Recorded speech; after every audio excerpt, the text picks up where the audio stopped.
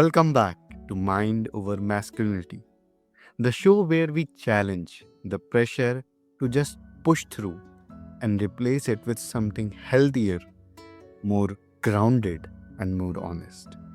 I am Yusuf, and today I am joined by Jones Loflin, who spent decades helping people deal with the overload of too much to do using practical models and simple frameworks. We are talking about being more intentional with time and energy, how that affects your mental health, and how to find balance across what Jones called the three rings: work, relationships, and self. With that, I welcome Jones Loflin to the show. Well, thank you, Yusuf, and thanks for doing your homework. You spelled that out so well about how we're going to address the idea of improving men's mental health today with those three rings. And of course, they're going, "Oh, that sounds like a circus," and you can see the circus in the background.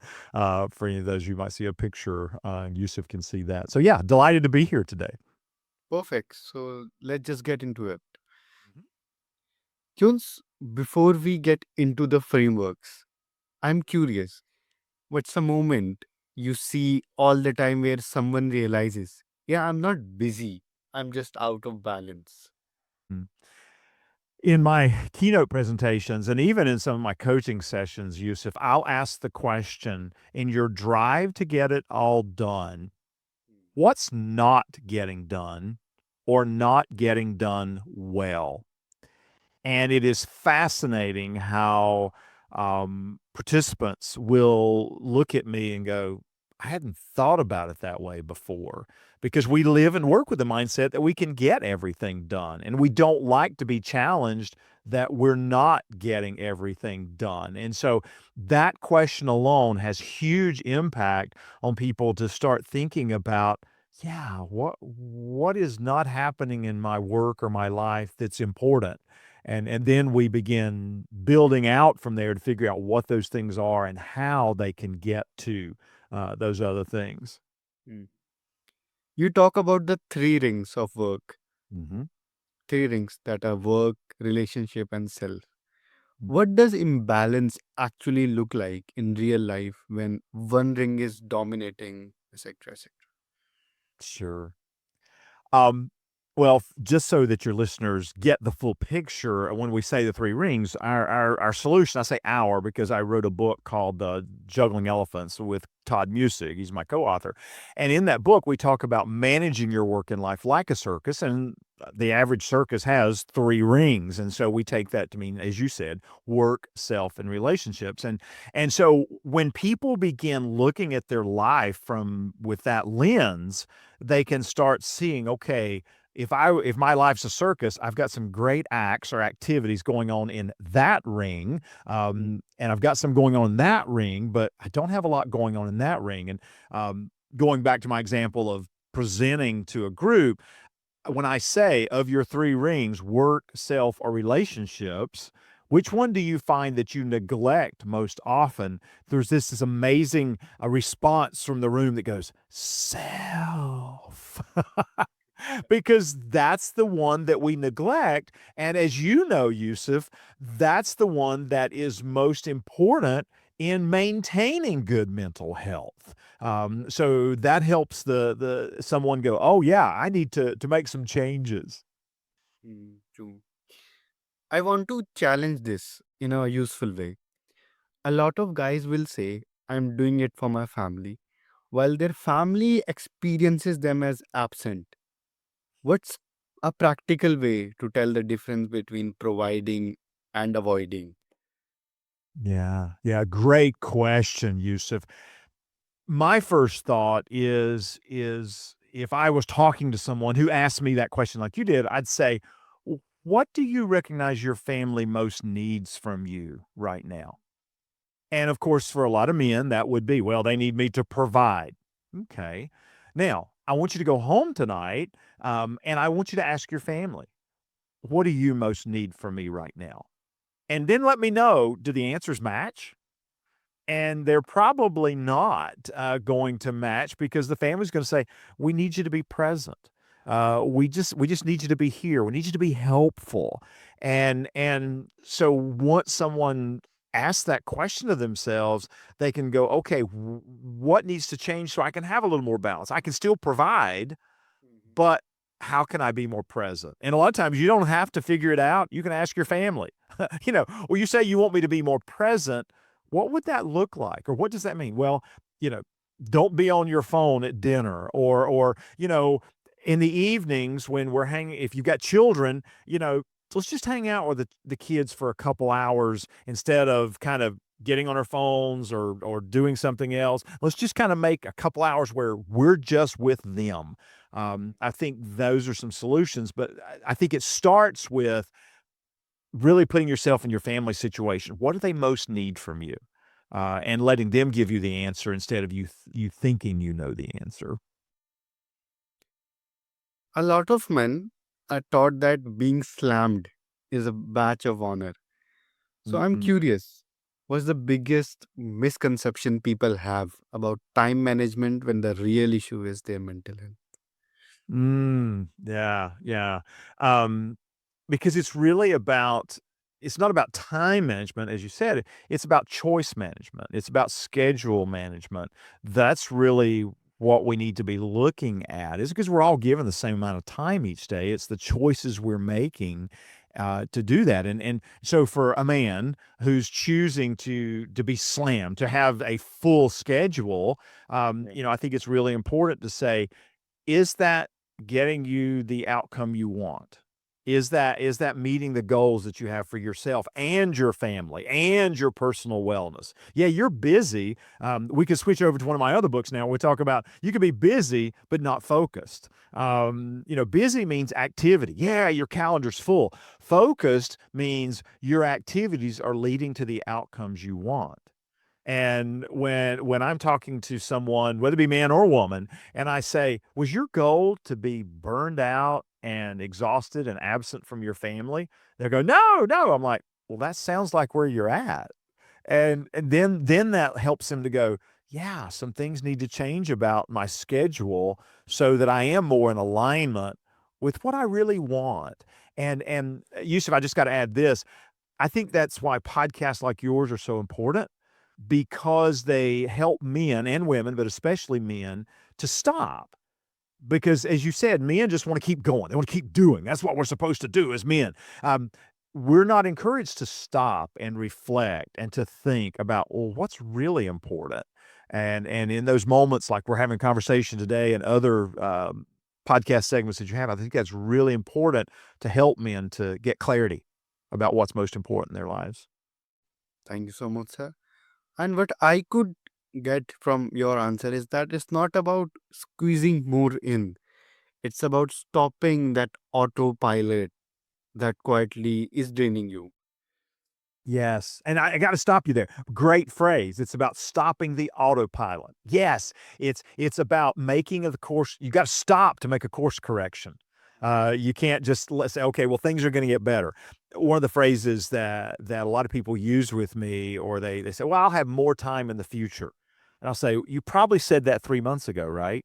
They'll go, "I don't like you anymore, Jones." Because it's what happens is we all say that I'll have more time later. That things won't be as busy. And when we get to that point in the future, they are. And so it is stopping the autopilot and saying, what needs to change for me to, in your case, what needs to change for me to improve my mental health and wellness so I can be my best for my family, for my job, for my community. Yeah. If someone listening feels stretched thin, where do they start with your framework this week? Not someday, like this very moment, this very week. What's the first intentional shift they can? Yeah, yeah.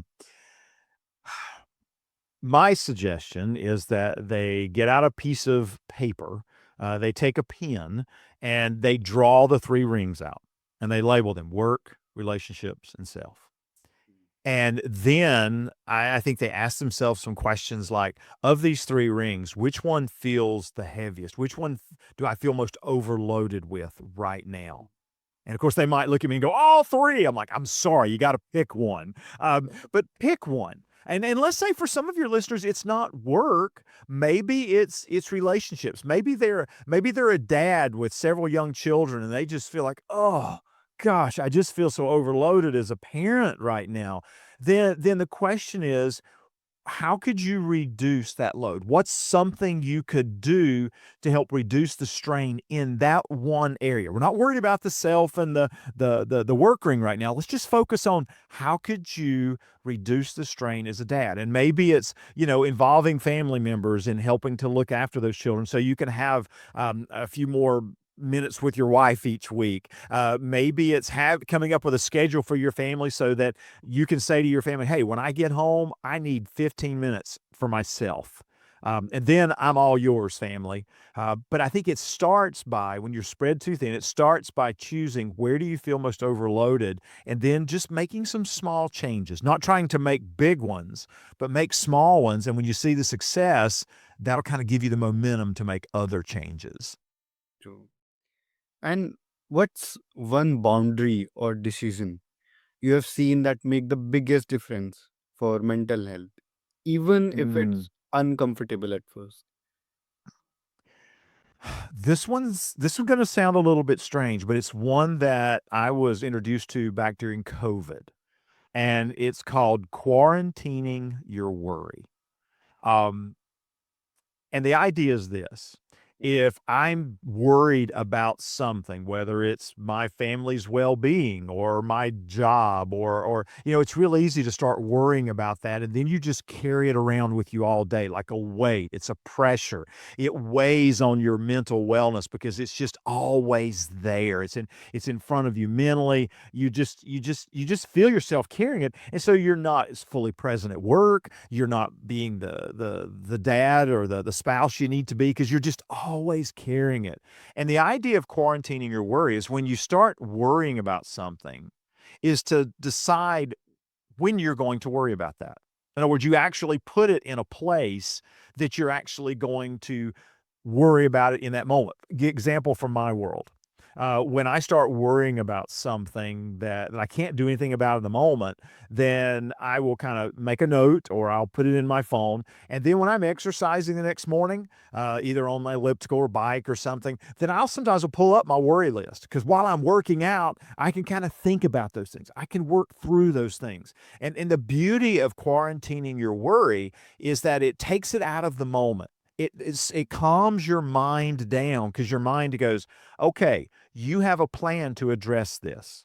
Because that's one of the pressures that men have so often, is they feel helpless. They feel like they're not doing what they need to do about certain things, and so they just worry all the time. The other approach is, like I said, find a place in your day where you're actually going to say, yeah, now I'm going to worry about that. Maybe it's on a walk, maybe it's on a drive home, but have a dedicated time to work through those things, to attempt to come up with solutions. Wow. And I really want to talk more on this, that it is not avoiding the problem or neglecting it altogether. It's about a particular time that you know that you are calm, that you are in the right mind to Yes. tackle that problem. Then it Mhm. is. Yep.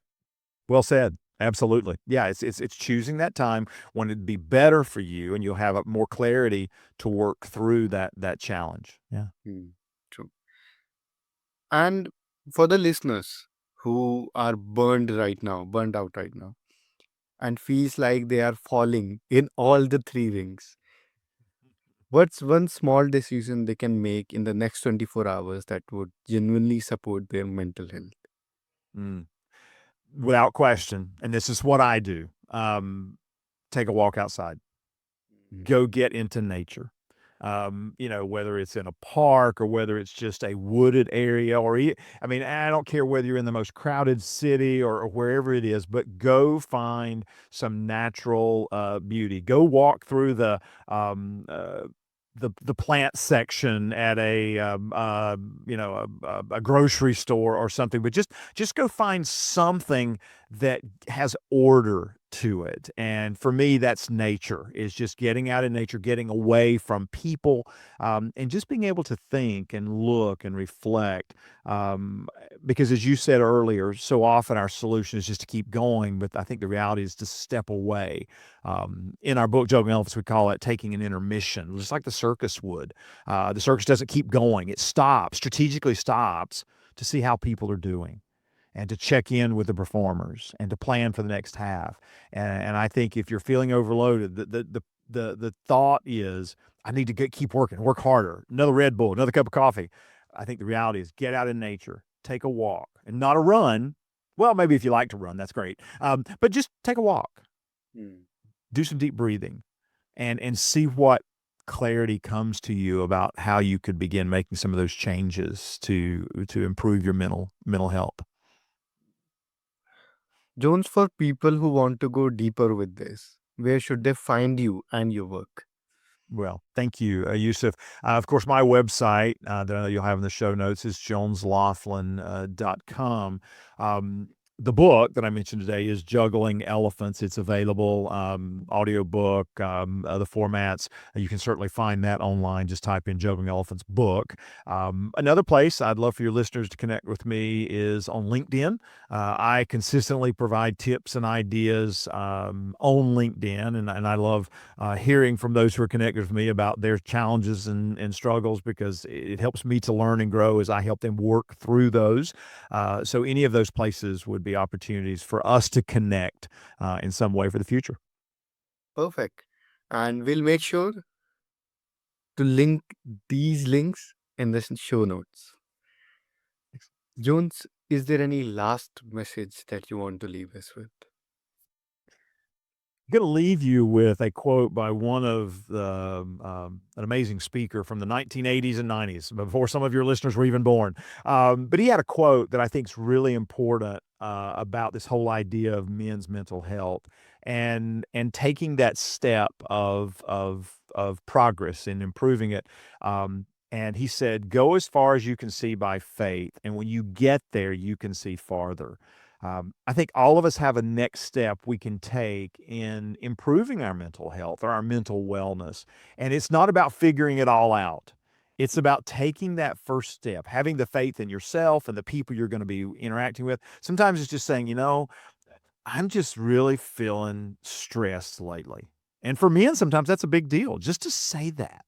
And just to say it to a group of people who will then say, wow, you too?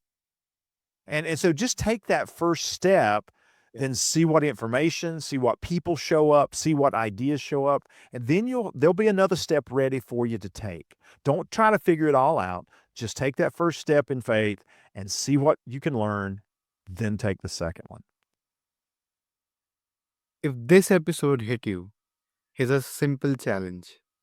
Look at your next 7 days and ask which ring is starving. Then pick one small act that feeds it, even if it's not dramatic, and especially if it's not dramatic. This is Mind Over Masculinity with Yusuf. I thank all my listeners and my wonderful guest, Jones Loflin, for his wisdom, advice, and his practical knowledge. Share it Thank you, with a Yusuf. friend who's always fine but never rested, and I'll see you in the next one.